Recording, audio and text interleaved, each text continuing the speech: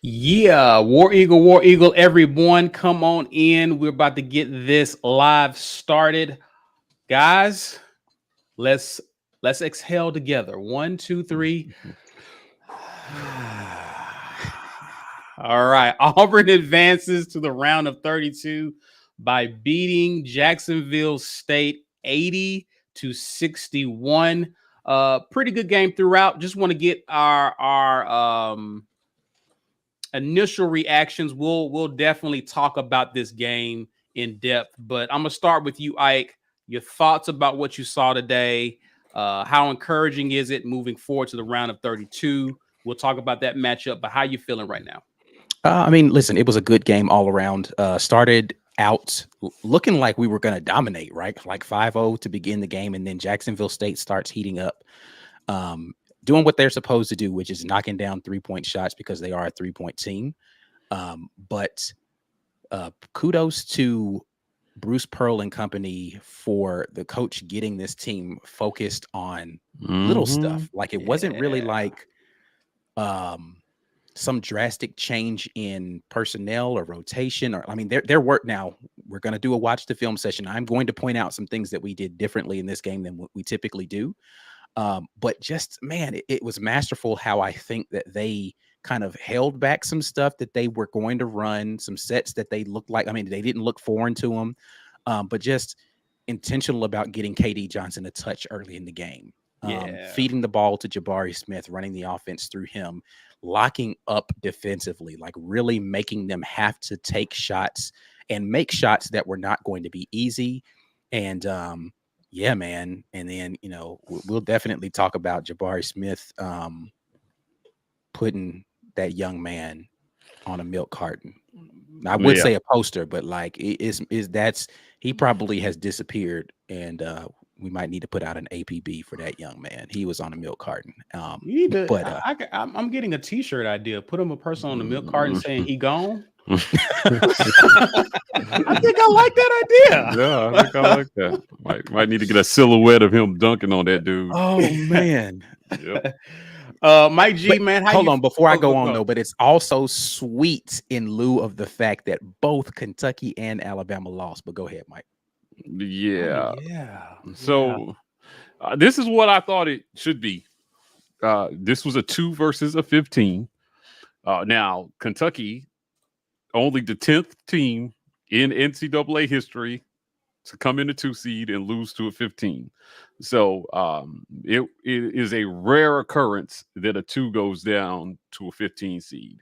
But, you know, Ike had made a point last week or week before that being the highest 2 seed might be an even better draw than being the number 4 1 seed.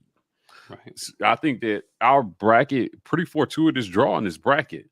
Jacksonville State, they, you know, kudos, hats off to them. They did what they could, but they were just overmatched. And when Auburn doesn't, when we don't have 2 of our starters literally shooting the worst games of their life, this team is really, really difficult to beat because they just don't let people score. Right. So we still need to get adjusted to this reality that Auburn's identity is defense first. I think they went out there and they did that. And, you know, I mean, look at the stats. Look at the box score, right? KD Johnson, 3 for 8. Just kind of an average game. Nothing. But listen, the stat for KD Johnson, and I tweeted this out, 7 assists, 1 turn. Like, that's not. This goes to John Brannon's point here. His decision making was what you'd want to see from KD in the game. Wasn't forcing shots. You know, taking opportunities when he could, but yeah, the decision making, 7 assists to 1 turnover is, listen, that's championship basketball. Yeah, I just think and 1 foul, because typically that goes kind of hand in hand with KD. Is not only is he turning the ball over, but he's fouling a lot as well, which also affects the game negatively. We don't tend to talk about that a lot, but when he starts to get frustrated, watch how he fouls. And it seems like he was even keeled and making good decisions, and that affected the game on both sides of the ball. What are you about to say, Mike G? Bruce Pearl said we're at our best when everybody contributes, and this was just a game where it felt like everybody contributed. Nobody tried to do too much. You got your ball to your best player. The person who took the most shots is the guy who should have taken the most shots, which is Jabari Smith. Yeah. Kessler had 11. That's your best player, and your most important player took a majority of the shots.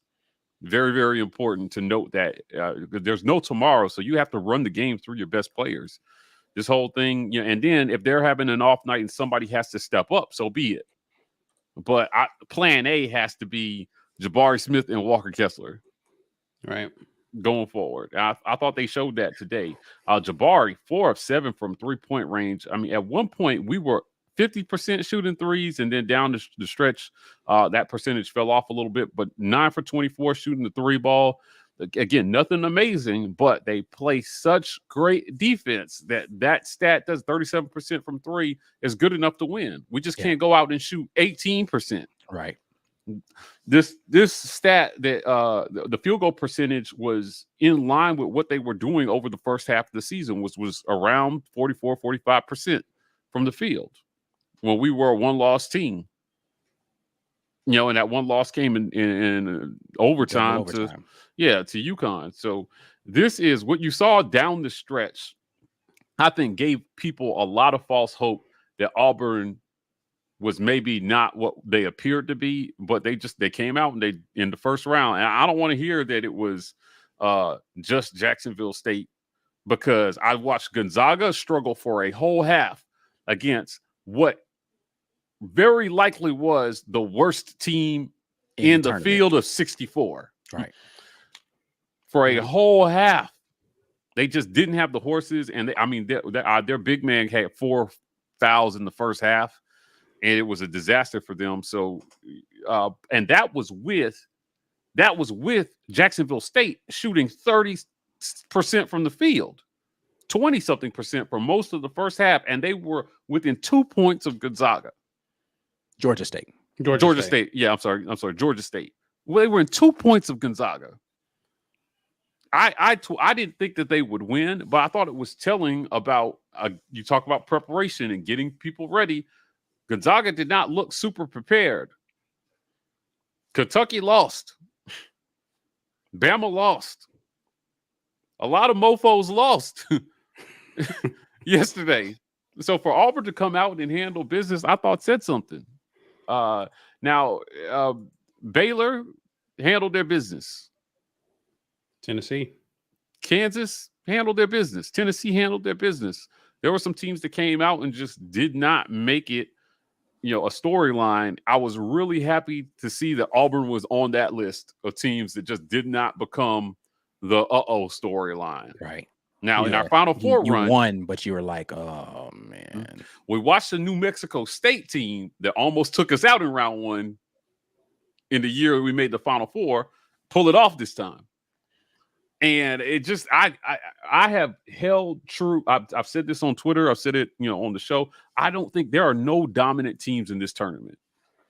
There is no one team that is far and above better than any other team. So, how close can you get? Somebody asked me on Twitter, I think Stuart Donald asked, Mike, do you think was this a complete game?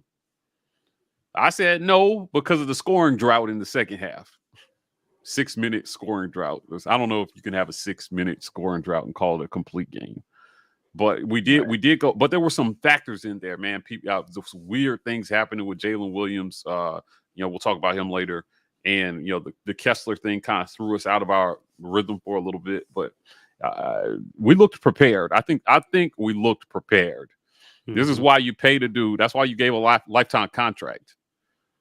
Somebody tweeted out all the NBA players that Calipari has gotten through his program to have one championship in 12 years. And I don't know that Kentucky looked unprepared, but that was a 15 seed, man. You're supposed to win that one. All right. Even if it's a little tough in the second half, you're supposed to pull away there. They didn't do it. We did it. And Jacksonville State made a little run. We shut that down, and it was uneventful. One gummy game. just like we said. About time. I know, right? About time. It wasn't a bad omen saying that. Yeah, for sure. I think, this is a good point, and we will definitely get to talking about this, Sean, about what this looks like coming for the next game. Just again, plugging stuff that we've got coming up. I am going to be ferociously cutting up film tonight to give you guys some film to watch tomorrow in regards to what Miami was doing and then some of the things that we did differently. So probably another 2 videos coming from me tomorrow in regards to some film watching. So be looking out for that. But we will definitely talk more about the matchup with Miami as we get along into this live. Let's talk about the bench. The bench actually contributed 21 points. We saw Wendell Green had 9 points, 6 assists. Again, great decision making out of Wendell today. Yeah. He wasn't trying to do a whole lot offensively. He just kind of took what the defense gave him, but he was creating opportunities for other guys to get involved, and it definitely affected the game. And this is I think you mentioned it early in the season, Ike. This is where I like Wendell. I like him when he's being a floor general. We know he can generate offense. We know he can score, but I'm enjoying seeing him create for other people because he has the ability. We saw what he did for Cardwell early in the game, just driving to the basket, allowing people to crash on him, but open it up for other people to get some looks. So he contributed 9. Jalen Williams had a really good game. Yeah, hopefully contributed he's okay. 8 points. Hopefully he's okay. Talk about the bench and how important that's going to be moving forward.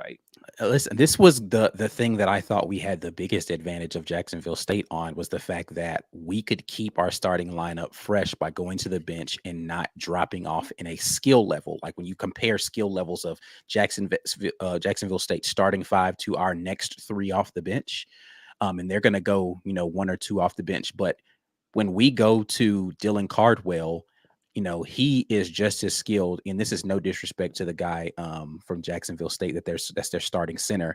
I think Dylan Cardwell and he are just as skilled. Now, Cardwell is not as good a low post back to the basket scorer, but Cardwell's a better defender.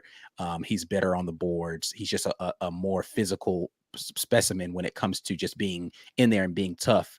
But they're going to match up equally. So you're going to get, in my opinion, Walker Kessler, who's a better player than him, dropping off to Dylan Cardwell, who's an equal player to him, right? Normally, you're going to get better player and then worse guy, right? But you're not dropping off skill level there. Then when you go to, how Jalen Williams played at the 3-4 position, they can't bring a guy 3-4 position that's going to be able to match that. Devin Cambridge, from an athleticism standpoint, is going to be able to step right in and play just as well as Allen Flanagan, who, by the way, defensively had a very good game today. I talked about the necessity for the off guards to play well because Jacksonville State can score the ball 1 through 4. Both he and Cambridge played well defensively, but I like Allen Flanagan's energy defensively specifically, but you're just not getting that huge drop off in a talent level versus a Jacksonville State. And most teams aren't going to go beyond 7 deep, right? And so that's going to be the great equalizer. If the bench can continue to do that, Jalen Williams was something like 2 of 3 or 3 of 3 from 3. I don't know. I'm not looking at the stats right now. 2 of 2. 2 of 2 from 3. Wendell didn't take a lot of those deep logo threes that you're accustomed to seeing him taking. He actually steps up and he's taking some mid-range stuff. He got into the lane, distributed the ball well. That's the type of stuff that you're going to see from championship teams. Everybody was worried about the guard play. Guard play was excellent today, even when we're going to the bench. So wonderful game by the bench, though. Specifically, though, I like the game from Jalen Williams, being very composed, not doing too much outside of himself. And then, of course, with Wendell Green playing a really great game. Mike G, I want you to talk about our bigs. We talked about the guard play. We talked about the bench. Let's talk about our front court and how Auburn actually dominated the boards in this game against Jacksonville. We had 50 to their 32. And, there was a while in the season we were concerned about how Auburn was getting out-rebounded in a few games when we was kind of struggling a bit. We kind of flipped the table a little bit and out-rebounded them. Jabari had a big game with 14 boards. Walker Kessler almost had a triple-double again this season. Talk about how positive it was to see us actually controlling the boards and not giving Jacksonville State second chances. I mean, it's kind of what you're supposed to do. I don't want to read too much into this game. At the end of the day, this was an inferior opponent, right? Yeah. Like, you're supposed to go out and dominate the boards. That's what you're supposed to do. Now, a second chance points helps. 19 offensive rebounds certainly helps you quite a bit. Cambridge had 2 offensive rebounds. Carwell had 3. Jabari had 4 offensive rebounds in this game, and Kessler had 5. So they went out and they did what they needed to do. I just wanted us to show some competency. Try hard. Rebounding is a lot about effort. They went out and they put out a good effort on the boards, and they just did not let a bad team feel like they have a chance. I won't say a bad team, but an inferior opponent for sure.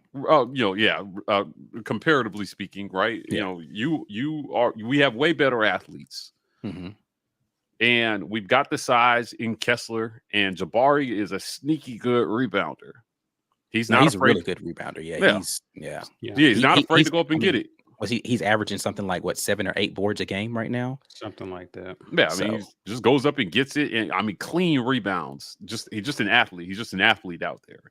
Yeah. So those are very athletic rebounds that he's getting, and there's the one way to make an inferior opponent feel like they can beat you is by giving up offensive rebounds.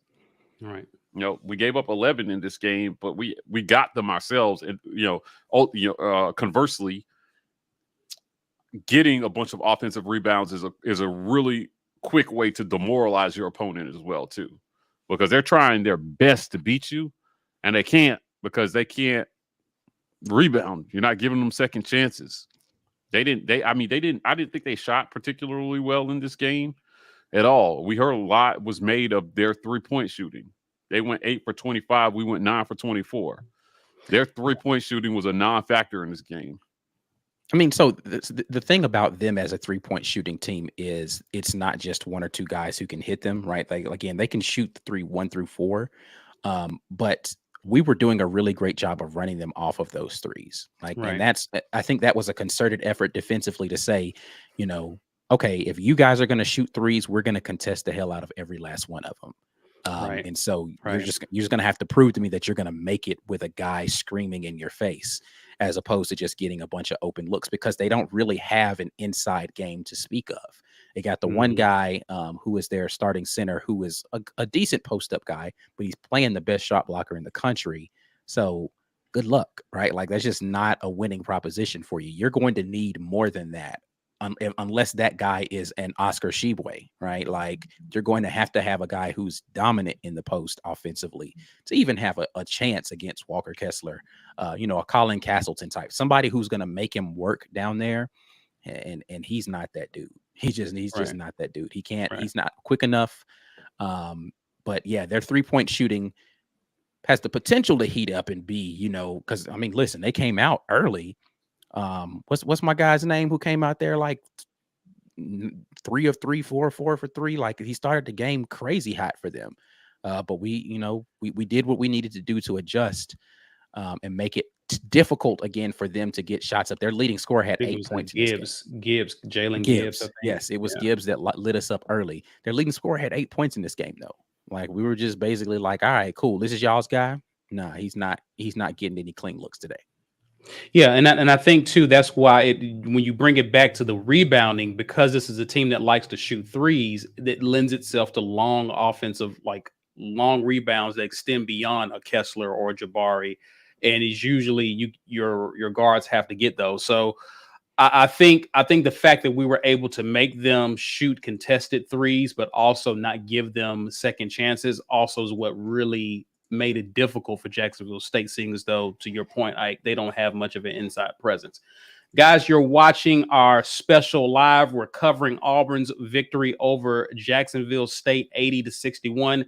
If you've noticed, you may not be able to comment.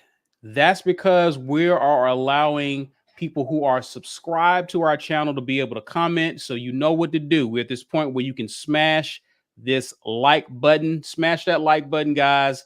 and also subscribe to our channel. Join in on the conversation. Join in on the discussion. Also, Ike is talking about releasing some special content tomorrow, some film reviews. So this is a great time for you to become a patron. Mike G, tell the people all about it, sir. Hey, listen, become a channel patron, $5.99. Go to our YouTube page, hit the join button, select patron to get access to some of the special content we're doing in basketball. Ike's been dropping that stuff pretty regularly for you guys the last couple of weeks. So that's going to keep coming through the remainder of this tournament. You definitely want to get access to that. We're also going to be doing some 8A stuff. So we've got some spring practice and 8A breakdowns that will be subscriber only or patron only. So sign up, get a partake in that. We've got a lot of great stuff coming for our patron members. Most definitely. Kessler had a block party in this game. One block short of a triple-double. And based on our opponent who will be facing off with Miami, the way they like to play with a lot of guards, it lends itself to another opportunity for Kessler to have a big game defensively. Mike G, just talk about how important he is, man, just moving forward with controlling the paint and forcing a team to be one-dimensional in terms of how it likes to score. Well, he's our most important player. When he goes out of the game, the defensive outlook changes drastically. And, on offense, he is just such an underrated weapon, I think. Sometimes when he's got that little hook going and he's got some things with his game going, he's got a nice little kind of pivot step down there sometimes. And, when he's playing dynamically, Auburn's really hard to beat. Yeah. Now, on the pick and rolls and stuff, and, there's a lot of important things that happen in this offense with Walker Kessler. So, it's nice to see. I mean, I hope his shoulder holds up through the remainder of the tourney. Had a scary moment there where he kind of fell on the floor and he was holding his shoulder. He came back, ultimately finished the game. So they'll probably ice that and, give him some of that Matt Corral juice to see if he can make it through this tournament. But Walker Kessler is going to be important. I don't know if this team can win a championship without Walker Kessler. Right. I don't know if we would make it out of the Sweet 16 without Walker Kessler. Now, the 2019 team lost their most important player in Chuma Okeke, or at least the best player. Yeah. And when they lost him, they won games without him. But you can't convince me that game against Virginia would have been even as close as it was if Chuma Okeke had played. I'm not sure that this team has what it takes. I don't think we have the personnel to survive Kessler missing time. So he needs to play well. This is one of those things where you got to be your best. You have to put your best foot forward every game. There's no tomorrow. So there's no, we'll get them next time. Next time is next year. And assuming that Kessler and Jabari Smith and some other guys are not going to be here next year, this is now or never. So they've got to find a way to keep him involved, keep him out of foul trouble. That was something we watched this game, and we were not worried about Kessler in foul trouble. He's finished with two fouls. So still very effective at blocking shots, right? Like, it's not like he was shying away from what he does well to avoid fouls. He was just out there doing a really great job of avoiding fouling people while being physical and blocking shots.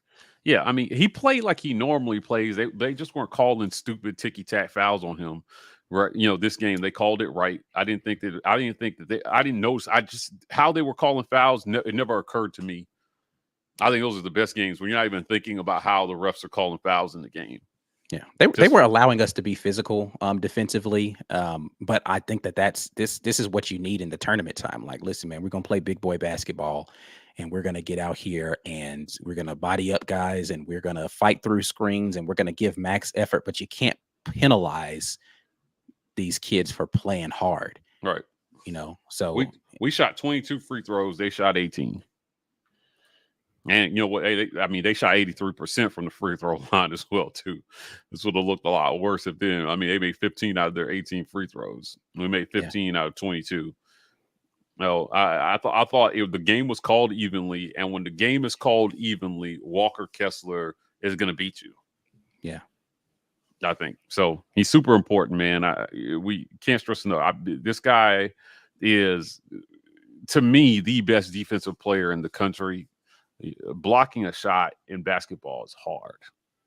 That is one of the hardest things to do in basketball, and he goes out there and routinely does it. I mean, this man is getting triple doubles with blocks as his third stat, which is crazy.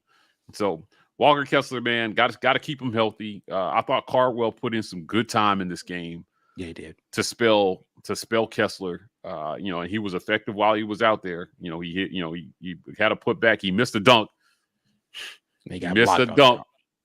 Did he get blocked? Yeah. It looked like he just missed it. No, he got partially blocked. Oh, I gotta rewatch that. It looked like he just missed it. But he got good energy, good time from him. He got 4 rebounds while he was out there as well too, and that's going to be really important as well. So big man play, it gives us another edge. If our guards are playing average and Jabari Smith is doing his thing, how do you beat that team? Yeah, it's very difficult. It's very difficult. Let's grab this super chat here real quick, man. Just glad everything's okay. Bryson Bridges, that win tickled my pickle. Pause. Got rear-ended on the way home, but at least we won. Hopefully everything is okay with your vehicle. Well, rear-ended tonight, but hopefully everything's okay with you personally. And whoever that was driving the car probably was a Jacksonville State fan that was just upset that you had an Auburn something on your car or whatever. So all good. Or a Bama fan who's bitter about the day. Yeah. Did you guys? Of course you did it, because if we have the presser up on the War Report page, but you definitely need to check this little exchange out right here between KD Johnson, Walker Kessler, and Jabari Smith regarding the dunk that Jabari had. First of all, KD's reaction is priceless. He was like, I ain't never seen him do that in practice. I didn't even know he could get up like that, basically.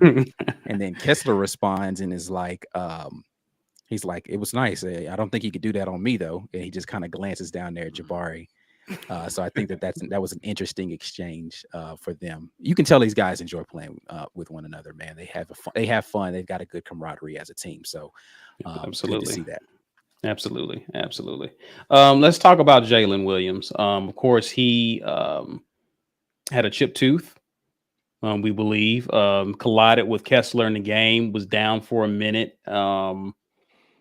So to be determined, I know they're going to evaluate, but Mike G, Bruce Pearl did mention him in the presser. Can you speak on that for those who may not have heard it yet? I mean, there wasn't a lot there. It was just they're checking. They're going to see he's going to have some work done. It's essentially what Bruce Pearl said. He chipped 2 teeth, and that's painful.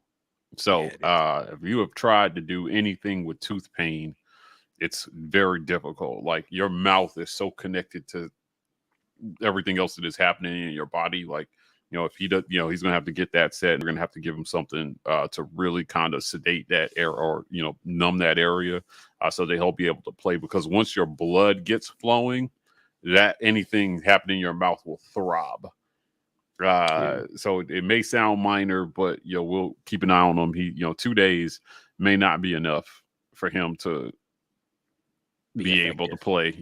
So we'll look for updates on that one, but hopefully it's not much more serious than that. Appreciate that. Chris Lester says, hey guys, I hope all is well with you.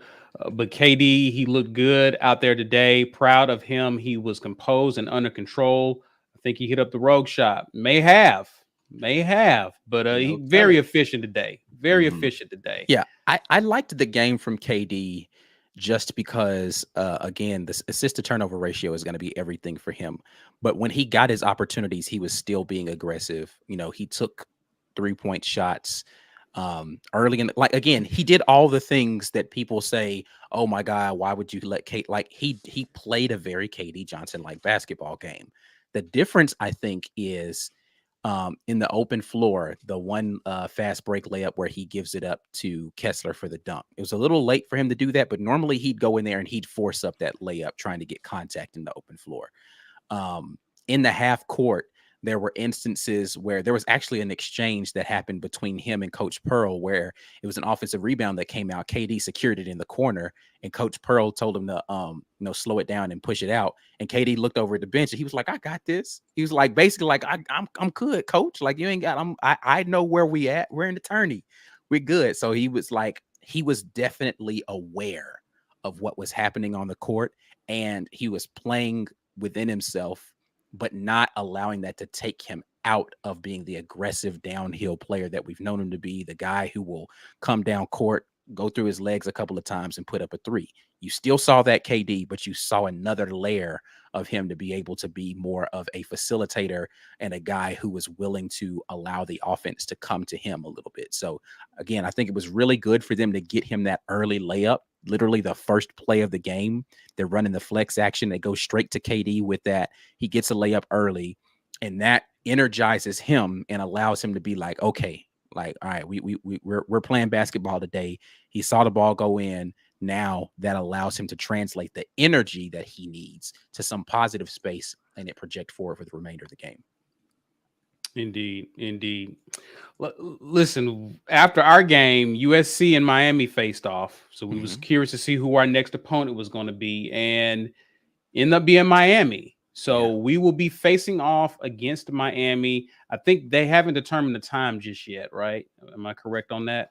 I have not seen it yet, but they may have. So look it up in a second. Yeah, so we will be our next opponent will be Miami on Sunday, guys. So Ike, what are you seeing with Miami? Did you get a chance to watch that game? Any thoughts on Miami? I did watch that game, and I think the thing with Miami is that they feel very one-dimensional in how they get their offense. I don't know if this is the first full game that I've watched of Miami. I know they played Bama earlier in the season. Bama absolutely destroyed them on a neutral site earlier in the year. So I plan on going back and seeing if I can watch some of that Bama film as well, because I don't like to just use one game as everything, especially games that were that far back. But I am going to go look at this film. But Miami offensively, not super impressed by anything that they did. They have tenacity and they have good energy, which is always good, and it can result in some good things for you. But nothing that they did made me say, "Oh man, we got to watch out for that." Like, it was really like their guard play was composed in the second half when USC went on that run. They were able to play very composed. But yeah, they didn't do a whole bunch of stuff that scared me in this game. So I'm going to look at the film again and make sure I wasn't, orange and blue colored glasses on that. But yeah, nothing scary about Miami from any standpoint that I think that Auburn can't handle. So it appears they like to play small ball. They played with four guards a lot in this game. So a lot like Jacksonville State, yeah. So Auburn has already had kind of some practice against a team like that. But they are what Bama is. They are what Jacksonville State is, except I don't know that they're as good 3-point shooting as either of those teams. I just think that they can play fast because they're small. Which, if they can get out on the open floor and all that, that's going to be good. But in the half court, I think that we can possibly, because the way we play defense is we switch 1 through 4, and Jabari Smith is 6'10", but he has no problem, guarding the point guard for the other team on a switch, right? It's going to be difficult, I think, for them to get into some of their stuff that they want to do. So we'll see, but I'm not super, again, scared by Miami. You can't look past any team in the tournament, but I'm not super scared by them. Mike, thoughts on Miami? We should beat them. I was not impressed by anything I saw from either one of those teams. I watched most of that game. Neither team shot the ball particularly well. It was a very sloppy game. Almost 10 minutes left in the first half. There was like a total of like 13 points that had been scored between the two teams.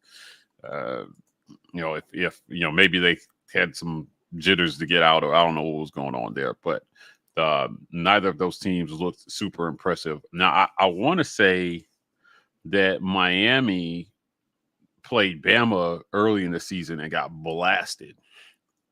Yeah, Ike mentioned that. Yeah, so I mean that was like a 32-point victory or something like that. And I don't like the whole we beat them, they beat you argument. But at the end of the day, this is another one of them teams that kind of made the tournament, and we're like, yeah, they made it, but because some other teams have been in here that were better than Miami, I think Texas A&M definitely had an argument. But this is a team that Auburn should beat, flat out. This should be you go out and you handle business. Sweet 16 is the absolute floor for this team if Miami is the next opponent. I definitely was not impressed by anything that they did today. So there was a 7 versus a 10 matchup. It looked like it. I don't even know what to tell you about that team after watching that, right? Like, that matchup was a very uninspired performance. And kind of looking at the stats here, let me pull the stats back up here on that one. Box score, there it is, right? Miami shot 42% from the field, which is not bad. 1 for 14 from 3-point range. 1 for 14. Versus 9 for 20 for USC, who actually shot 6% better from the field, but Miami made 10 more free throws than they did. That's the difference in your game right there. They may have been a little bit more aggressive going to the hole. They shot 25 free throws versus only 15 for USC, and they made 10 more. They shot 10 more free throws, and they made 10 more free throws. And that's your game. So that's how you win a game where the opponent outshoots you. Yeah. You get to the free throw line. So nothing. I mean, it's a tournament. Anything could happen, right? So I don't want to write Miami off completely, but I didn't see anything that concerns me for the next game. Yeah, I mean, I think it's just one of those things where if we play our game, Miami can't beat us, even if they're playing theirs. And that's what I look at. Like, it's going to take us having a bad game for Miami to beat us, or Miami having a ridiculously good. Right. Like, they're just going to have to come out and do what Notre Dame did to Bama today, and somebody have a career game from 3. Like, the kid from Notre Dame went nuts on Bama today. He hit more threes today than he's had in his entire career. Right. But, they're going to have that in order to beat us, or we're going to have to shoot like we did against Texas A&M in the SEC tournament, right? Like, it's got to be one of those situations. It can't be Auburn playing their game and Miami playing their game and Miami wins. Yeah. Speaking of Alabama, Derek wants to know, Mike G, what is Bama again? Bums. Now, listen, Quinterly got hurt, so that takes some of the sauce off it for me, right? Like, it's hard to call them bums after a guy suffers a serious knee injury. So, like, I don't want to glorify that. And I wish him well. I hope that he recovers and gets well. You hate to see knee injuries in any sport. Yeah. Sure. So I hope that he is able to heal up and have a career beyond today. Other than that, they got beat. Yeah. They got beat, man. Tough crap. Quinterly wasn't there. I don't. They are who I thought they were. Yeah. Frauds. They had no business in this tournament to begin with. Yeah. And if they had been at home, Quinterly's knee might not be messed up right now. Well, they'd be in the NIT, so probably still same things. That same thing as being at home, right? They play the NIT over Xbox now, don't they? NBA 2K. That's how they do the NIT. But I just think you're looking at that team, and JD Davidson had an okay game. But ultimately, Shackelford went 4 for 17 shooting. That kills you in a game where you don't have Quinterly. They're a below average squad. That's what they are. They're below average squad. They shoot really well. Yeah. 33% from 3 today. They went 8 for 24. It just wasn't going to be enough without Quinterly. So you lost by 14 points. So Notre Dame, they got after it, man. Listen, at the end of the day, I'm looking at they out rebounded Bama. Bama only shot 7 free throws in this game. And that's pretty typical for Bama. They don't go to the free throw line a lot. Jump shooting team. Yeah, they're shooting a lot of threes. Yeah. Only, and conversely, Notre Dame didn't shoot a ton. They shot 11, but they made 10 of them. So, it just, I don't know, man. I'm glad to see that some of the frauds are getting bounced from this tournament a little early. Yeah. Just to get the frauds out early. Gonzaga's still in, so that's an L for the tournament. But you know what? The teams sitting at home like Texas A&M are probably sitting here like, really? So y'all didn't put us in, but this is what y'all want to put up here for the NCAA tournament. We could have done better than that. Right. That's all I thought about all day. Texas A&M got robbed, man.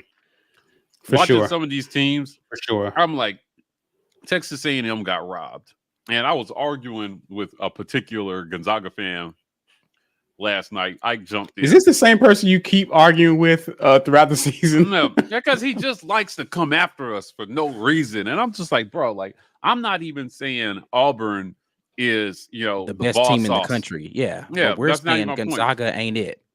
Yeah. I'm just saying, like, y'all struggling with somebody high school team right now. Yeah. And then he went the additional step to say that team, Georgia State, was better than A&M. than Texas A&M. And I was like, boy, you bugging. Well, can you calm down for just half a second and make a real reach God? I mean, and his only reasoning was, well, they're in the tournament and Texas A&M is not. I was like, that is the worst. That is the worst logic. I was like, boy, I'm not. I was like, let me just get out this conversation right now. Well, if you're not gonna make real points, then I'm done. It brought up an interesting conversation about because I went into the New Bloods Twitter space and they were talking about automatic qualifiers. Mm-hmm. Now, my point about Georgia State was they did not even win the Sun Belt. They were third. They finished third in their regular season in the Sun Belt, and they won the conference tourney and got the automatic qualifier. Right.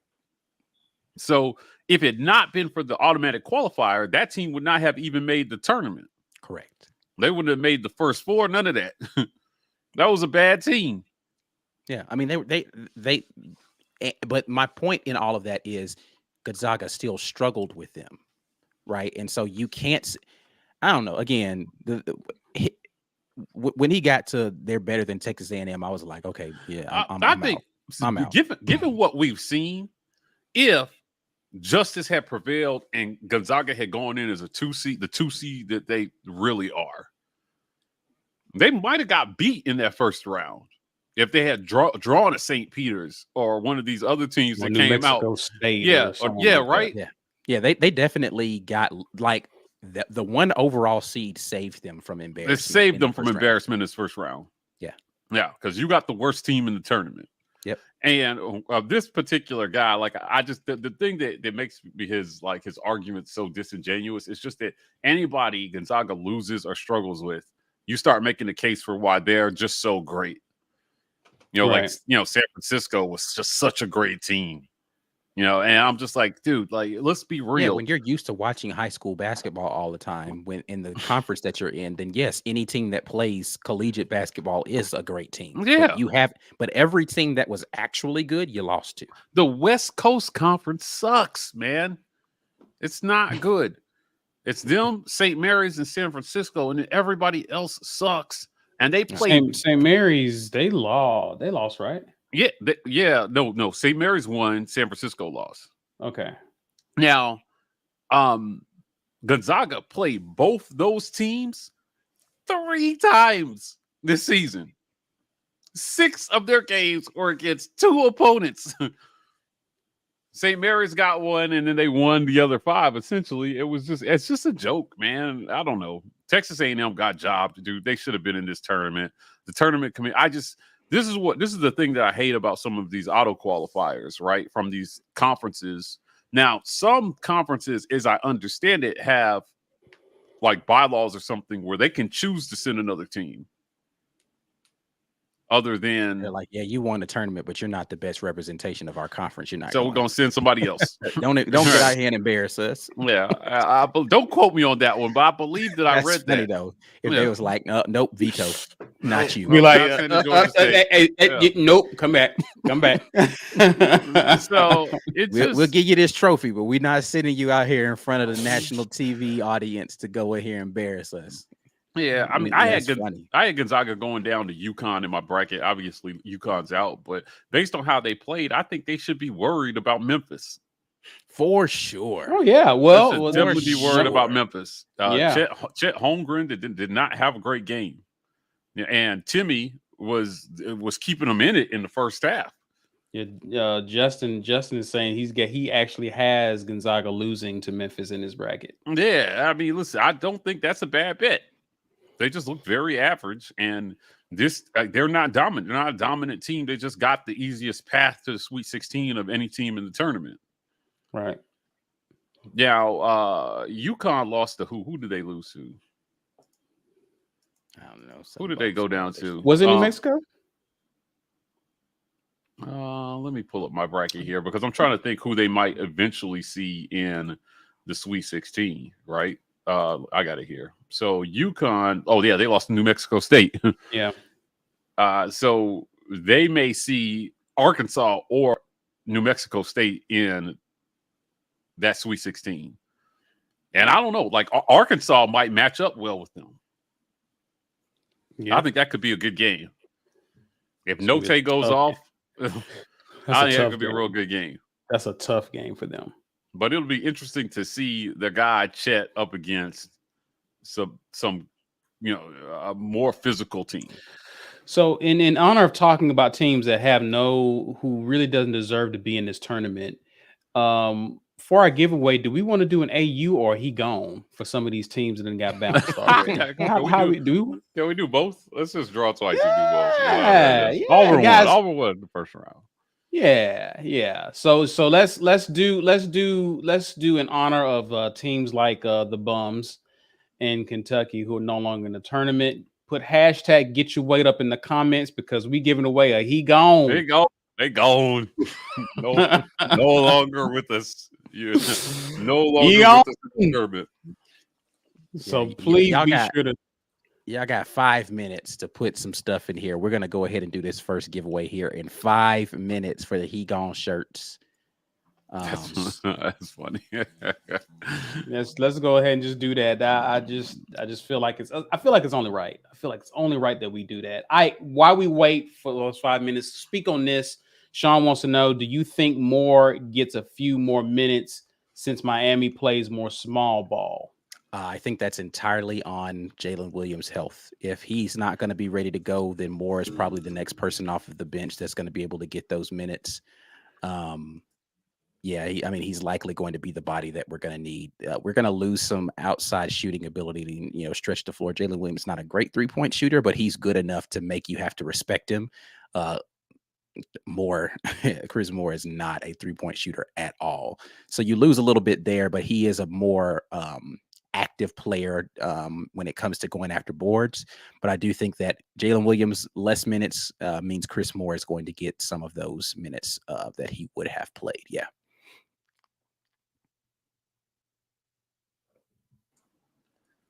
You're muted. Yeah, you're on mute. See. Do you think Nate Oats leaves Alabama? There was a lot of talk about him to Louisville when that job opened up. I don't know what to think of Nate. Nate Oats is not a great coach. He's just okay, man. Like to me, Nate Oats is a guy that screams, I don't instill discipline, because Bama is just they're people talk about Bruce Pearl and not running, they're just playing, pickup ball out there, whatever. Nate Oats does not make Bama do anything that resembles forethought. They're just out there chucking and running. Like, I don't get the hype. I understand they went to whatever, they won the SEC last year, but like, there's no system involved with Nate Oats. It's just go out there and throw up shots and pray. Nate Oats is kind of like fool's gold because he has done more than what the previous coaches at Bama has done for the most part. And so I think it leads you to think that he's a really good coach. But to your point, when he runs up against teams that are talented and have good coaching, he gets shown up oftentimes, more times often than not. So they have to be hot. If Bama is, and I've said this for a year and a half, if Bama is not making 3-point shots, they are a pedestrian team. Yeah, they're just not good. He throws his players under the bus a lot too, man. Like I don't particularly like that. I don't like his language when they lose about how guys played but again, it's his fault though. Right. Like you never got them to be disciplined, and then you want them to show up on game day and be. That's not how it works, man. You can't be undisciplined the entirety of your time and then just all of a sudden show up at a game and learn how to play discipline. That ain't again, these are college kids, man. They're not professionals. I don't care what their NIL deal says. They have not learned how to be disciplined. And if you don't instill it in them, it's gonna show up on game day. Yeah, for sure. For sure. Indeed. So how we looking on those entries, Ike? Let's see. 30 entries so far. Not terrible. But I told y'all we was gonna draw in 5 minutes, and it's time to do it, man. We ain't playing around with this, man. We got another giveaway to get to and not a lot of time to do it. Hashtag get your weight up. If you missed out on this one, we got one more coming up, but let's see who is going to get the first t-shirt of the afternoon in honor of the fallen. Pour a little liquor out for actually I don't want to pour nothing but like something I don't want to drink out for those guys. So pour a little Robitussin out for them. Antonio Smith. Pour a little Buffalo Rock. Still got to be here to win, though. Yeah. Antonio, holler at us in the comments. Yeah, let us know if you're here, sir. Let us know if you're here. Hopefully you're here. If so, congratulations. We'll be looking out for you. So there he is. Hey, there you go. Already ready. So listen, you need to send an email to business@thewarreport.com. Need your address and shirt size, and we will get that shirt out in the mail to you, sir. Appreciate you showing up. Appreciate you being a subscriber to the War Report. Thanks so much for being a part of the family. We got one more drawing coming up. Keep getting your hashtags in there. Hashtag get your weight up. Got a question by James Barnett here. Says, fellas, is it me or does Duke start off hot in every game and then teams just come back on them that shouldn't? I watched a lot of Duke. Yeah, they've shown they've shown a propensity for that this year. I've watched a good bit of them. They get out the gates hot and then kind of fizzle, and then every once in a while they can't get the magic back and they lose. Yeah, they're up 6 right now in the first half. Who is it that playing? Dukies. The Dukies. Duke is playing CSU Fullerton. Oh, Cal State Fullerton. Okay. Yeah. There we go. That's who they are. Ike knows. Yeah. So yeah, I was like, who? Who? What is it? What was the team that beat Virginia? Was it USMBC? And people were just joking about like how they didn't know who that was. Yeah. I still don't know who that is. But yeah, Duke's another team, man, in this tournament that I'm just like, they're in it and they went in a 2 seed, but I could see them making an early exit at some point.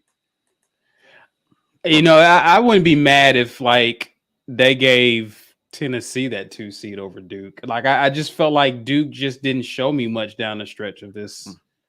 Yeah, like people made a big fuss out of Auburn, but Duke kind of, I think what overshadowed it was it being Coach K's like last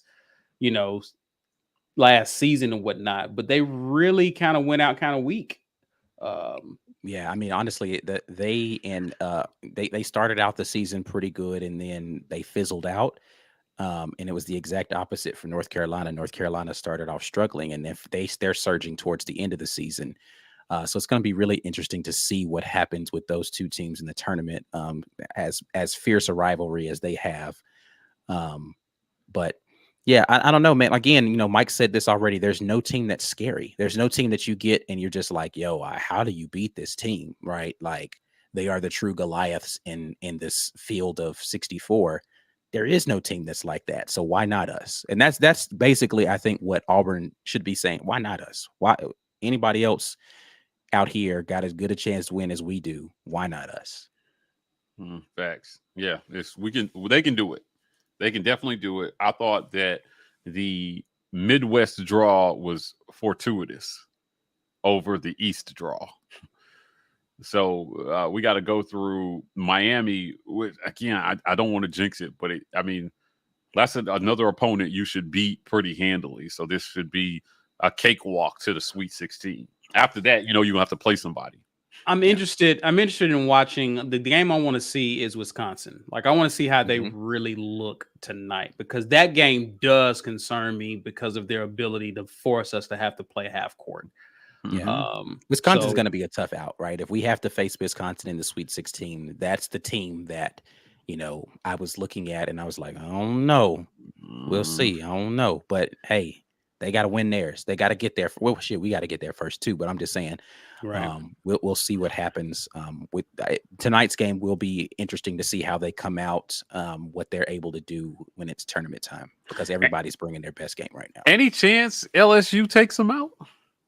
It is. I mean, listen, LSU is one of those sleeper teams. I don't know what LSU's doing without Will Wade right now. I don't know what they look like without him. Yeah, if he's not, paying their way for everything, then maybe they don't feel as good about their chances. So what do you do without Will Wade's embezzlement funds? We'll never know, LSU. But we'll see tonight if they were a well-funded team or a well-coached team. Right. Yeah, it's gonna be tough. Ben Bloodworth, appreciate you hanging out with us, man. Appreciate the super chat. He's asking, is Coach Calipari on the hot seat? It feels a lot like Gus. Early success in tenure followed by years of underperformance and waning fan base patience. Yeah, I don't know about hot seat. If you listen to the Kentucky fans, then he absolutely is on the hot seat. Correct. This is the problem that you have this is the difference, I guess, between the Gus situation and the Calipari situation. Calipari is in a place that's used to winning, and he's not winning. Gus was in a place that wins every now and then they won with him, and they're like, we can't really let him go. And people were like on the fence about it, right? And the problem that you have with Calipari is, if you fire him, who do you hire to replace him? Right? Like, you can't miss at Kentucky. This is going to sound blasphemous as an Auburn fan. You can miss at Auburn because you can you can make a miss and then you can go find somebody else if you hire wrong. You can't miss at Kentucky.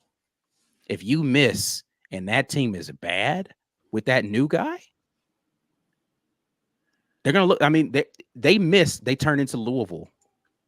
Yeah, right. Yeah, I mean, listen, be careful what you ask for. Right. Whenever you move on from a coach that consistently has you, because you fall into that trap of just thinking that we're going to get the talent no matter what. And, we're Kentucky, so we're going to be there.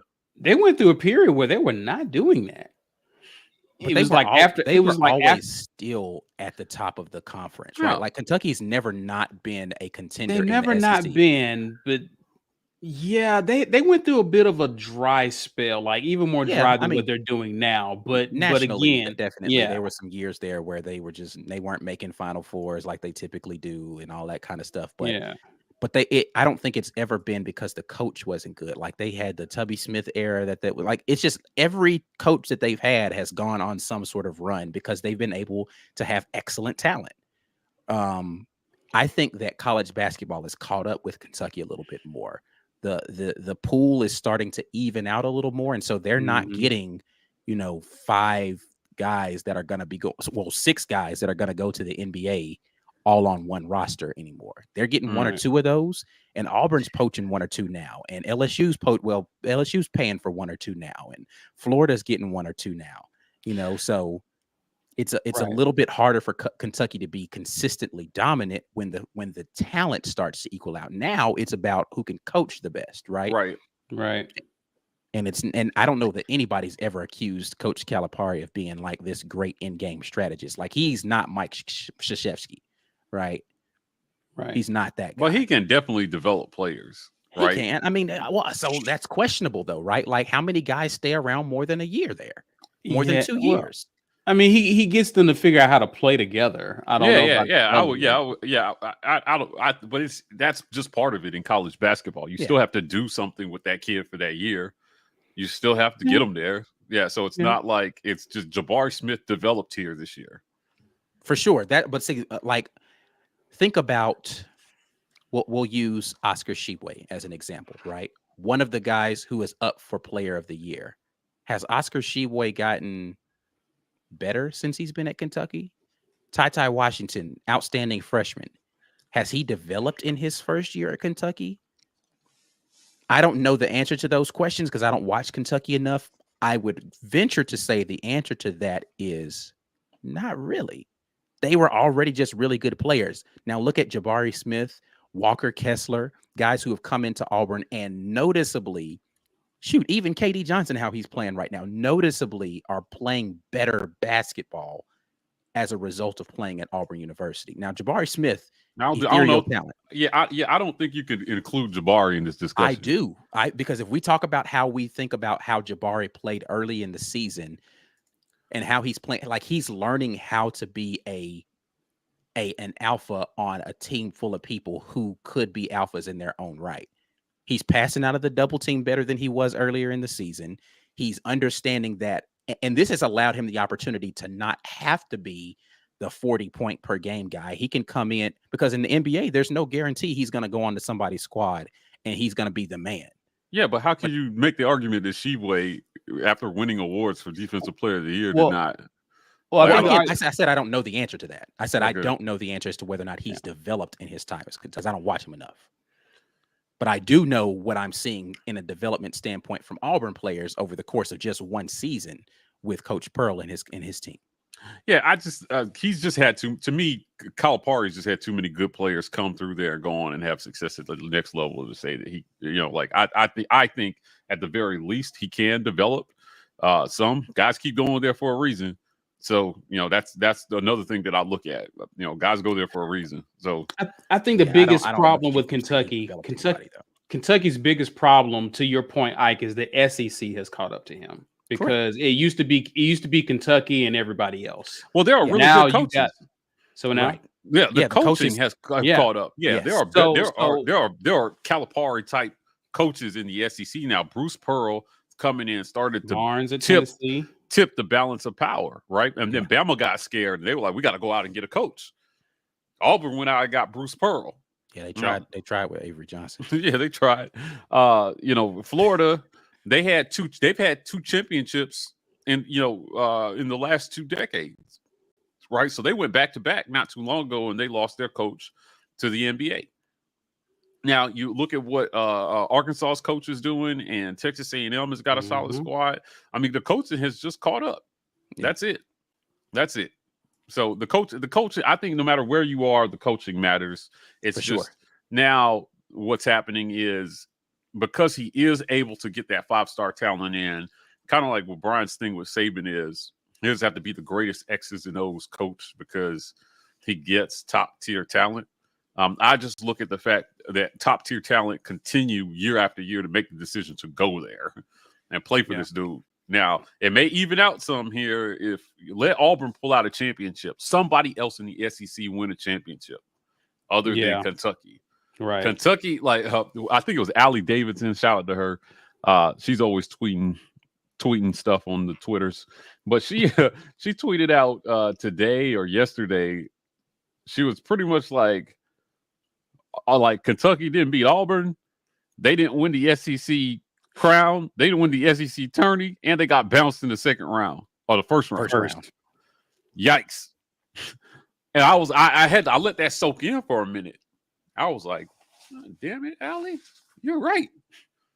They accomplished a whole lot of nothing this year. Yeah. I mean, their biggest accomplishment was Tshiebwe. Yeah. I mean, they just didn't do much. I think it's a testament to the fact that the rest of the conference has caught up to them. Yeah. Not so much that they're waning. I just think the SEC, I just felt like we have just gotten so much better this year. Now, it hurts when you put 6 teams in the tournament and then 2 of them go out in the first round, right? Like, do we have anybody go into this tournament lower than a 6 seed? No. The SEC had lower than a 6 seed in this tournament. I don't believe. Like Auburn was 2, Tennessee was 3, Bama was 6. Arkansas is a 4 seed. Yeah, Arkansas is a 4 and Bama's a 6. LSU's a what? 6. They're 6. We didn't put lower than a 6 seed into this tournament. So I'm looking at it and Ben. Yeah, I saw that. Bruh. Tweet that at her, please. He's not wrong. No, I'll tweet it.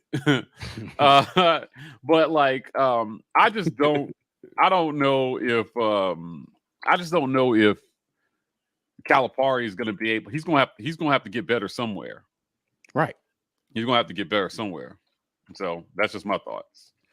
Conference has caught up to him. The coaching has caught up to him. For sure. And as a result, the recruiting has caught up. The coaches are everything in college basketball because they build the program. Like you set the culture for the program, and then you determine, like, if you understand how you want to. And this is the thing that I'll say about Coach Calipari. And don't mistake any of what I'm saying for saying I don't think Coach Calipari is a good basketball coach. I don't know that he puts programs together that like he figures out how to get guys to play well together, but he doesn't go and say to himself, this is the brand of Kentucky basketball. The brand of Kentucky basketball is go get the most 5 stars you can and put them all on the court together, and we're going to out talent our way to dubs. As opposed to what you've seen traditionally from Bruce Pearl is he's saying, I want small, quick guards who can shoot the 3.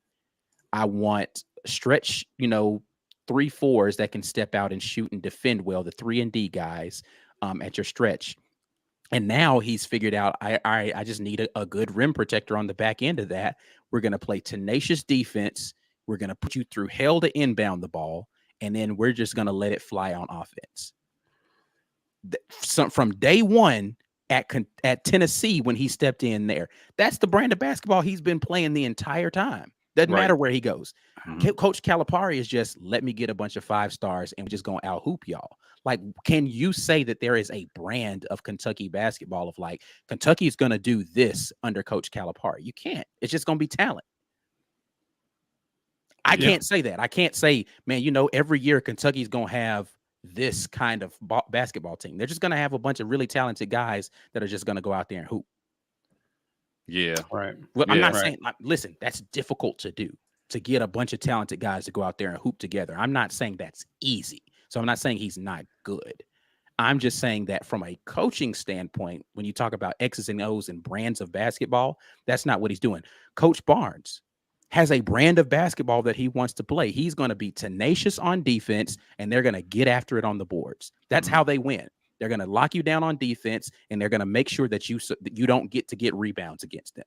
Force you into a bad shot, 1 shot per trip. Let's get back down here on the other end of the court. And he's going to have probably 1 dynamic guard that can run his system, right?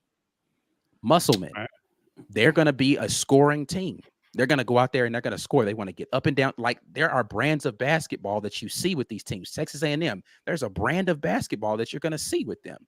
Right. Kentucky is, we're going to be more talented than you. That's a very good point. It's a strategy and it works. But when the talent starts to even out, what do you have left? Disappointment. Yeah, I think that's a solid point. You lean on talent and you try to out talent everybody. Eventually, somebody's going to come and they're just going to outwork you. Yeah. Right. So, that strategy is the best teams have the talent and they outwork you. Correct. Right. And that's what's scary about an Auburn program is that we're starting to catch up in the talent gap, and Bruce Pearl hasn't lost his tenacity to get guys to work hard. Yep, that's right. That's right. Correct. You get a Jabari Smith, and you get him to go out there and bust ass. Yeah, getting rebounds that's not being business, a diva. Man. That's what. Look, when I saw Jabari Smith was starting to lock up on defense, I was like, "Uh-oh." Oh man, yeah, uh-oh, for sure. Oh, okay, so let me ask you this, real talk. Because we've had high profile exits. Is Jabari Smith the best player left in this tournament? Yes. Yeah. He's the best player he's the best player in the nation. In my opinion, I get Oscar Sheepway is probably the more well-rounded player. Yeah, who are the best? Who are the best? Let's do. I will make this a Twitter poll. Okay. Who are the let's help me out here, chat. Who are the 5 best players left in this tournament right now? We already know Jabari's on the list. It's a very good question. I know people are going to put Chet Holmgren up there. Fair enough. I'd like Jabari's to see him better lose. than him. I'll roll my eyes. What's the kid for Purdue? What's the kid for Purdue that's pretty? Shoot, I actually just had him on a card that I was doing too. Hold on, I can tell you. Ivy, is it somebody Ivy? Think so. Is Timmy on the list? Coffee Cockburn. Jaden Ivy is the Purdue guy. Yep. Okay. Colin I will put. Would you put Ivy in that list, Ike? Yeah, Jaden Ivy is probably the best guard in the country. Yeah. Okay. All right.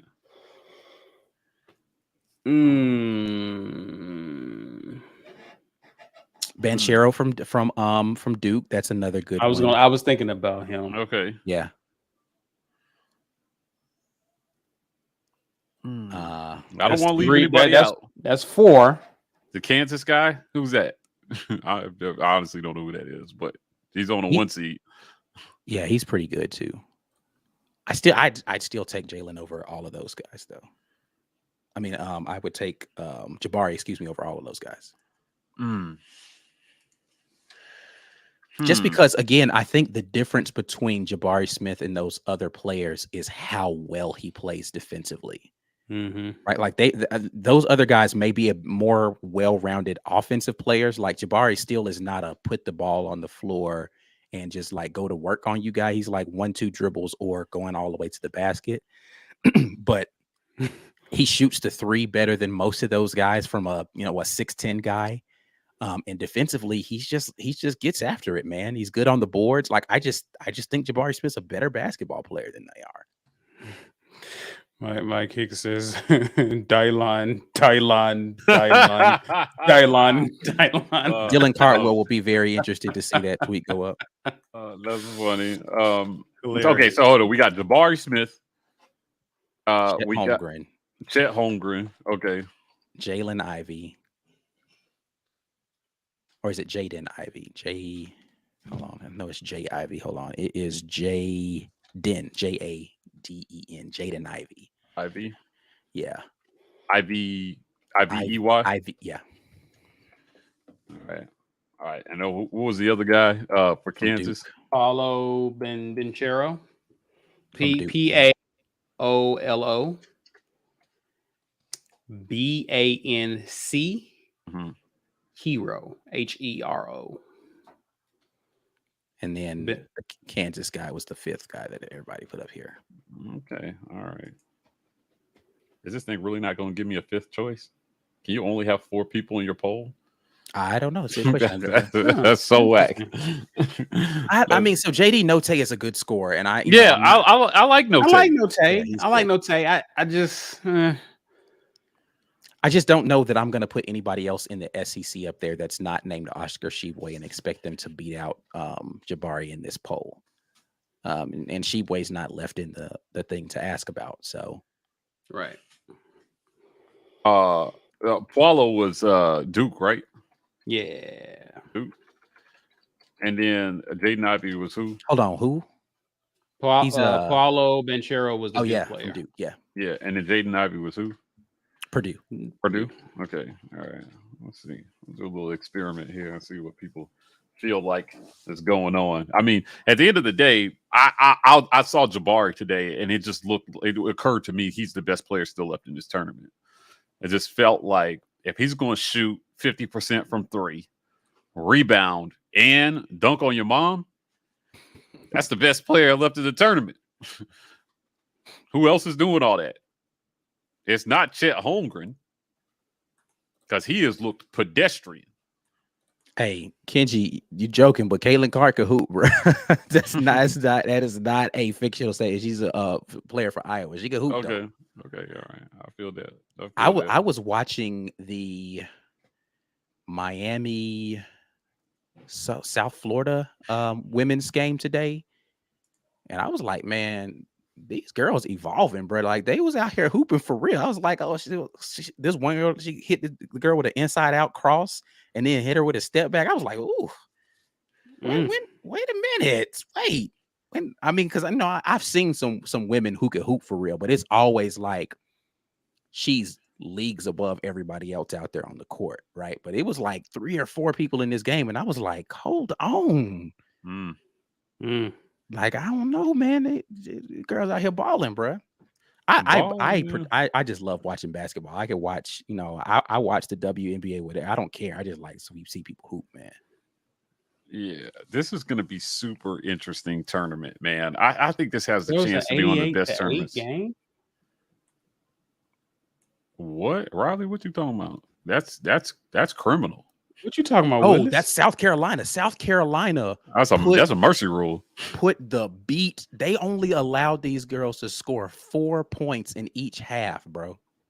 South Carolina was out here abusing folks. I don't know what Dawn Staley is cooking up in South Carolina, but that's not legal, bro. What do you tell your team at halftime when you're getting beat 40-4? 4 points in the half. No, that's when you do that coach's cliche. The scoreboard doesn't. What's the statement about the scoreboard? We gotta go. Just go out there and play. Let's go win the next possession, guys. Yo, South Carolina. When I saw the halftime score was 44-4, I was like, that's not fair. Not fair. That's not fair at the half that you only let somebody score 4 points, man. 2 buckets.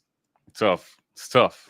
You got 2 buckets in the whole half. I don't like that's demoralizing. Like to know you got to go back out there for some more beatdown.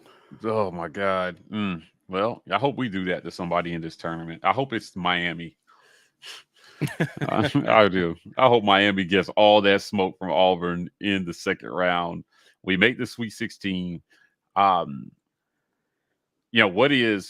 a disappointment for this team? If Auburn loses in the Sweet 16, is this a disappointment? I think because we at some point in this season were the number 1 team in the nation, yes, that would be a disappointment. I think it depends on who you lose to in the Sweet 16, though, right? Like if you lose to a respectable team, I don't know that it's a disappointment. Not as bad, but if you but drop a game, I think at this point, you got to make it to New Orleans, man. You got to make it to New Orleans before you can say that this team didn't underachieve based upon where we were at one point in this season. Yeah. And the fact that we've been to the Final Four before. I think it kind of raises the level of expectation. And to Ike's point, like I think in 2019 we was playing with house money. For sure. We was playing with house money that year. And I think as devastating as it was to lose in the way that we lost against Virginia, we were like, it was just a lot of momentum, especially considering how the regular season kind of ended for us. But this year has been kind of an amazing season, being a number 1 for 3 weeks in the country. The expectations for you to be good is already there, as opposed like we're not sneaking up on anybody this year. Right. And so I think to lose in the Sweet 16 would be a disappointment considering what kind of year we've had. Yeah, for me, I think, if you had asked me this question yesterday, I'd have been happy just making it to the Sweet 16. But seeing them come out here focused today, I'm like, nah, we got to make it to the Final Four, bro. Like, we got to do it.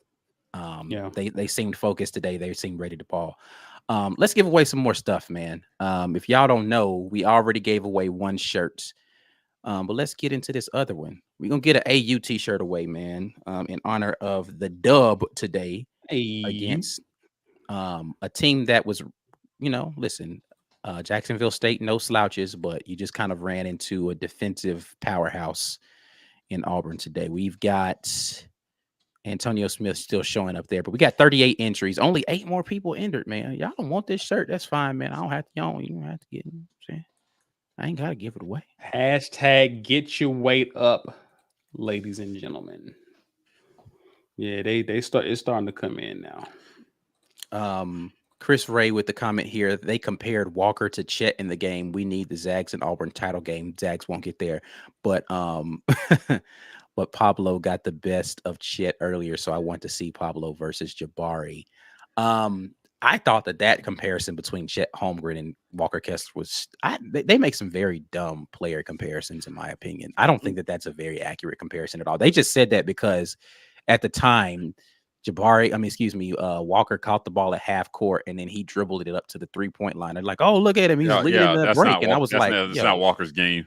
I was like, come on, dog. Stop. Yeah, he probably won't do that again the rest of the season. Y'all ain't watching no Auburn basketball if you think that Walker Kessler is some fluid stretch 5 that can handle the ball in the open floor. That is not his game. And he dribbled the ball like 8 steps and they were like, look at him go. I'm like, man, y'all calm down, bro.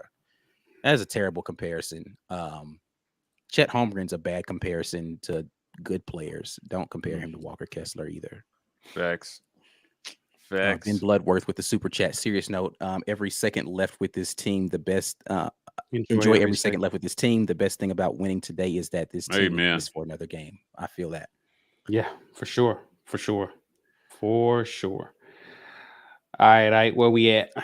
We are at 45, and we are letting it rip, man. Let's do this. AU t-shirt on the line. Who gets it? You can't win twice, Antonio. Can't win twice. William Hazard. Hey, there's a familiar name. Yeah, I think Williams won something from us before. Yeah, but we'll let it slide this time. Yeah, I'm not gonna trip on it. Yeah, unless you won an AU shirt the other time, Williams. Yeah. Right. We can give something else. We'll send them a sticker. We talked about this, but we can never talk about this enough. Yes, Lawrence. Factual statement. Listen. After my bum rant the other night, this makes me real happy. Yeah, it does. Williams here. William, you know what the drill is, man. Yeah, man. Business at the War Report. Send us your t-shirt size and your address. But after your address, but send us the size for sure. Yeah, after my bum rant, I was just like, please let these bums go out in the first round. Just let them go. Just validates the whole thing, right? Because I said a lot, and I don't like being wrong. Especially when talking about Bama, and they went out and they validated. Again, the Quinterly injury just takes some of the joy out of it for me. As soon as he got hurt early, man. So it definitely had an effect on the game because he went out in the first 3 minutes. So well wishes to him, definitely. But to see them go down to Notre Dame, wasn't Notre Dame in a play-in game? It was. They was. They got beat by a team who was in a play-in game. Because that's what Bama should have been doing. I said this before the tournament started, that at best, Bama should have been a play-in game contender. Yep. At best. And then they lost to a play-in game part. So, listen. All right. We love it. You love to see it. I ain't mad at it. I don't know. I felt like there were some noticeable snubs in terms of entries into this tournament. And you mentioned Bama. I think, I felt that way about Michigan, but they won. Yeah, but I expected them to, though. I actually picked them to advance in my bracket, regardless of whether my feelings about whether they deserve to be there or not had nothing to do with how I felt like they would fare in the first round. Yeah. Right. I just felt like Michigan's body of work to be in this tournament while a team like Texas A&M sits on the sideline it was very criminal. Do you think a lot of it has to do with the fact of what these teams may have done the previous year, that they got that type of consideration? Yes, that's how it always is. Mm-hmm. That's the reason why Gonzaga is a number 1 seed and stays up there at the top even after losing questionable games. That's why Kansas is a number 1 seed. A lot of it has to do with who you have been traditionally, not what you've done this season. Because I said this about Bama. The only reason Bama is in this tournament is because they started out the season ranked so highly. Had they started out lower ranked and they had the exact same resume, they'd have been a bubble team. I'm convinced of it. I'm sorry. They just had too many bad losses this year. Even with the good wins, they had too many bad losses. You can't tell me Texas A&M, who in succession beat Florida, Auburn, Arkansas, bubble team, 2 seed, 4 seed, doesn't deserve to be in the tournament, but Bama does. You can't, and they lost to Vanderbilt, and man, come on, bro. It just don't make sense. But whatever, they lost. We ain't got even got to talk about them. Well, we can talk about them, but only in the respect that they're as bad as we thought they were. So They are who we thought they were. All right, Sporty Boys. Do y'all think we will play Kansas? Way too much basketball between now and then to know. Like Kansas got to get there. We got to get there. I don't know. We'll see. Are we still feeling like this is a one gummy weekend? I don't think we popped a gummy. Did anyone pop a gummy today at all? I didn't need to do it. I mean, I was at work, so But and but dude, okay. So today was kind of a feel good day. What do we think about Sunday? Do you think our stress levels rise a little bit in this game?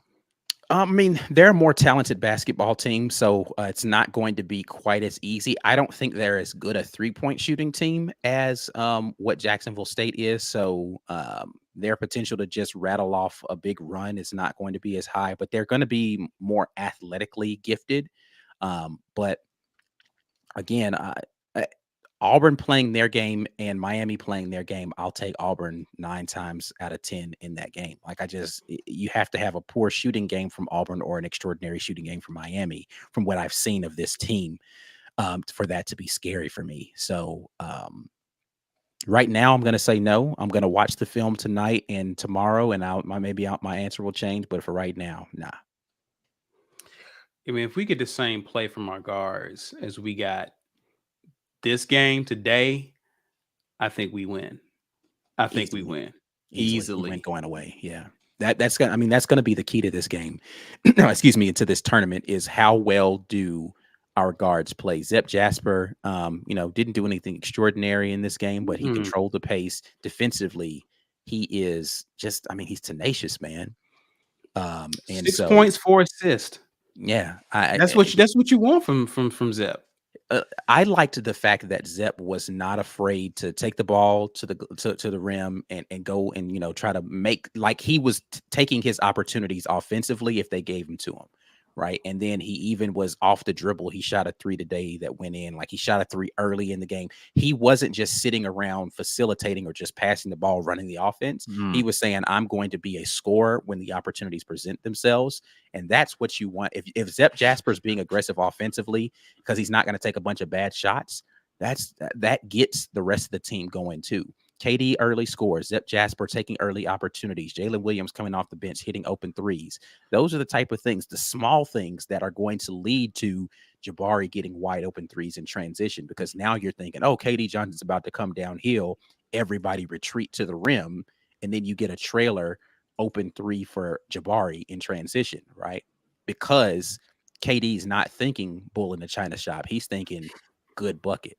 Jalen's threes were big early. They were for momentum, and that's all everybody's talked about, right? Has been, how is Auburn going to do from range, right? And where are they going to find points outside of Jabari and Walker? And what happens if the guards don't play well and we can't hit any threes? And I think his contributions just made that. It really set the tone in the first half. I really hope he can go on Sunday, but we need guys to do that. Like, it felt like early in the season, any given night, it could be Cambridge in that role. We could, KD could be in that role. Wendell when he's playing, and then late season, Zep Jasper started taking more shots from 3. He had a really good game shooting the 3. So it's a weird. Well, we have guys who can get hot from 3. We just haven't shot it consistently enough from 3. Right. So I'm looking forward to seeing what this team could do. There's a thought that you guys were kind of talking about in the Slack, in that we didn't win the SEC tournament. There was a lot of consternation from the fan base and a lot of angst about going out one game to the tournament. But we also didn't show our hand at all. Right. And there was nothing. There's nothing. We didn't put anything on tape for anybody to see. And if you got lulled into the false insecurity of thinking how we played Texas A&M, that same team was going to be the team that showed up today, you made a bad bet. Yeah. Yeah, I mean, there were a lot of Auburn fans who were Auburn fans got to stop parroting stuff you hear other people say, and start watching your team play basketball a little bit more. Like, watch the team play and stop just watching highlights and then listening to what people who are commentators on the sports say about your team, and you'll feel a lot differently about your team just by watching them more. And I think that that's a problem that we have. We don't watch enough basketball to know basketball and start talking it. So maybe they'll learn. Yeah, but, same can be said about football too. I mean, this is why we have channels like what we have to educate the fans on how to watch. Oh yeah, Riley says actually, the football. They've already started that right. They started that weeks ago. The minute Vanderbilt beat them in the SEC, because they just knew they were going to make a run in the SEC tournament. No, they held out hope for the SEC tournament, but like the minute that happened, there were Bama fans who were like, "Yeah, this team is going to make a run," and they just thought they were going to. I think when they fell out the top 25, there were a lot who definitely they got quiet. When we put 100 up on them at home, a lot of them were like, "Okay, we're done. I don't even want to talk basketball." Right. Like, man, but good for them. Like, they always got football to look forward to. They got the best coach. Really good for them. Good for them. Good for them. I'm glad. I would love for us to just take all the thunder out of this offseason and just bring home this tournament. It is so hard. It is so hard to win an NCAA tournament. Yeah, it is. It's really hard. Sure. And so, to have even one in our lifetime is an incredible feat. So this team, I mean, look at all the talent Calipari has gotten to only have one championship at Kentucky. Yeah. Now, if you listen to our pod, Memes and I kind of went through it when we talked about, hey man, what's a blue blood and what's a new blood, and like, what is it? What are the criteria for being a blue blood? One of the criteria is you have to have at least one championship. And for Gonzaga that call themselves blue bloods, they got 0. No championships. Then you got teams with Villanova with like 2 or 3. North Carolina's got a few. Duke, they've got their championships spanning decades. Yeah, same thing for Kentucky, UCLA. Like, they're just some traditional perennial powerhouse teams that are out there, the Michigan States of the world, that are going to always be around the top. Kansas is always going to be in the mix. But yeah, it's really hard to win. State, Michigan. Yeah, it's really hard. Like, Virginia has 1. I'm not sure I would consider them a blue blood though. No. Right? No. North Carolina has 3 since 2005. Duke won in 2001, they won in 2010, and they won in 2015. So they have 3 in the last 15 years. That's very impressive. Connecticut, same thing. UConn, people forget about UConn. Since 99, they got 99, they got 2004, they got 2011, and they got 2014. 4 since 99. Villanova has got 2 since 2016. Yeah, Syracuse, I think, has got a couple in the last decade. The 2 decades. Yeah, Syracuse had 2003. We lost to them in that Sweet 16, right? Florida's got 2. Kansas has 1. Kentucky has 1. Louisville has 1, but it got vacated, so they got 0. Baylor has 1. Baylor has like yes, it was necessary. Vacated. None. So you got 0. Baylor has last year's, but I don't know that I would call them a blue blood either. Not at all. No. So, I'll put them in the same categories as Virginia. Yeah, new bloods, right? New bloods. But again, Virginia has that championship in 2019. But you know what else they have? They got beat. They were the first one to get beat by a 16 seed. I think the very next year. Yes. Oh yeah, for sure. Because no, it wasn't the next year. Oh, it was the year before or something. It was like a year that. before. It was a year before. There was no. Yeah, that's right. Yeah, because that was the big thing. Because their championship was like the ultimate redemption from getting wiped up. But like, I mean, come on, dude. This new blood versus blue blood thing. Like, what does it take? I think Auburn. You get a championship. You're not a blue blood, because I think to be a blue blood, you either need multiple championships in a decade or you need championships spanning decades. Yeah. Right. So if we get 2. I mean, if we get this one, we're on the cusp because you have the Final Four and then you got your championship. You get another one, you're a blue blood. That's how I feel. You win 2 in a few years. God, man, that's an impressive feat. Only a few teams have done it. And I almost wanted to ask a facts or not one time. I think I may have did I ask it? I don't remember. But I'm curious, how many can we realistically expect with Bruce Pearl, our remaining coach? Like for the rest of his tenure, how many championships? Realistically, do you think we got real close in 2019? I mean, he hasn't won one yet, right? So he's got to win one before we got to get that first one. Yeah. Right. Yeah. I mean, if he wins it this year, the answer is 1 for me. Yeah. That's just really hard to do, guys. I think we'll be in a conversation every year, but it's a really tough draw. And are we going to have a Jabari Smith every year? I think the better question is how many SEC regular season titles can we get with Bruce? 4. I think he wins them every other year from now until when he retires. Every other year. I'll die on that hill too. I ain't mad at that. I mean, listen, I would love for that to be the case. Yeah, I'll die on that hill. I think it's so crazy how 8 years ago we were trash. Yeah. Garbage. Yes. We were big trash. Yeah. And now we're talking about realistically Auburn could win 4 more regular season titles over the next 8 years. Yeah. I mean, it's impressive. And I'll tell you this. I said it before. I'll say it again. This regular season title means a lot in a year where the SEC was tough. We're not talking about some year where the SEC was down and everybody was trash. Yeah, and Auburn for sure. But we got through. We skated through this with only 3 SEC losses. Before pre-tournament, it was 3 SEC losses in a year where, man, it was tough. And we did not avoid. I mean, it's hard to avoid, but we played all of the better teams in the conference. Yeah, who did we not play? It was one team we didn't play, wasn't it? Or did we play everybody? We played everybody at least once? I mean, you play everybody at least once, but you just don't play. We didn't. Twice. But we played Kentucky, beat them at home, but we didn't have to go to Kentucky. We didn't have to go to Kentucky. We didn't have to go to Kentucky. Yeah, we didn't have to go to Kentucky. So I just think this regular season title means just a little bit more. And I was on the fence, right? We asked this question on Twitter about like what means more, an SEC Tourney title or a regular season title. And now I firmly believe it's the regular season title.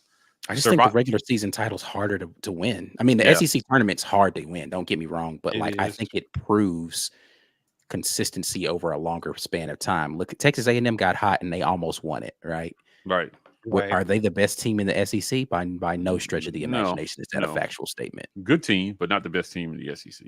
And had they won, I don't think that changes my answer. Yeah, not even the second best team in the SEC. I don't think Tennessee is the best team in the SEC, even though they won the conference tournament. It's a fact. So that's a fact. Yeah. So, guys, listen. I tell the people what's coming, what they can expect if they are a patron. Yeah. Hey, man, listen, tomorrow I will have some more film for you guys to take a look at. If you don't know how I get down with Watch the Film, just know we're going to be breaking down some of that Miami film from today to look at what we might be able to see on Sunday. And we'll take a look at some of the stuff from the Auburn game, but you got to be a patron to be able to get that. I might give y'all a little taste of something as non-patrons, but you're not going to get the full buffet unless you, pay to come to the table. Outside of that, I do have a lot of football stuff that I'm about to start getting into. Spring practice is in full swing and we have a lot of great competitions going on, so you need to become a patron to get first access to that. Holla at your boy if you want. If there's something that you want to see me be able to do on a breakdown, let me know. I'll see if we can find some film and make that happen, but it definitely got those things coming up for you all in the next couple of weeks. Indeed. Also, we do want to shout out a sponsor of the War Report, rogueshop.com. Please head over there, get your gummies. Hopefully you won't need them this weekend. Okay. we make quick work out of Miami on Sunday, but you may need them for the rest of this tournament. So go ahead, go to rogueshop.com, code report to get your gummies. Yep. Yeah. Really important that you use that code. Please use that code. Indeed. Well, guys, listen, we will see you guys. Of course, become a patron. If you are a patron, be on the lookout for what Ike's going to drop on tomorrow. But we'll see you guys back here on Sunday. We're going to be covering the game. Of course, we got to they still haven't announced the time, right, Ike? I haven't seen the time yet. Okay. So We just don't know what the time is yet, but we'll be covering it. We'll probably Auburn advance to the Sweet 16. We'll be right back here talking about Auburn in the Sweet 16, who we'll meet up with, and go from there. But until then, guys, you know what to do. Please share this video using hashtag Get Your Weight Up on social media. Like and subscribe to our channel. Also, you can holler at us on Twitter, Instagram, and Facebook at The War Report. We are TW Report on TikTok. Guys, enjoy this win. Take the stress off. Enjoy other people stress and lose games. yeah. We survive until Sunday. Until then, guys,